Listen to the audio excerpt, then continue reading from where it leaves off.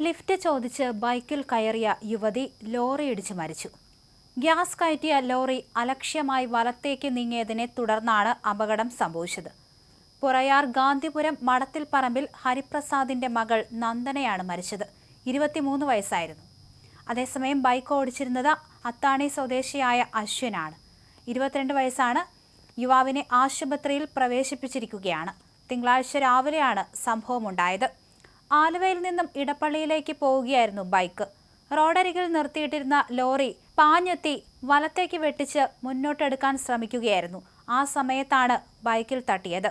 നിയന്ത്രണം വിട്ട ബൈക്ക് പിന്നാലെ വന്ന കാർ ഇടിച്ചു മറിയുകയായിരുന്നു. റോഡിൽ തലയിടിച്ച് വീണാണ് നന്ദന മരിച്ചത്.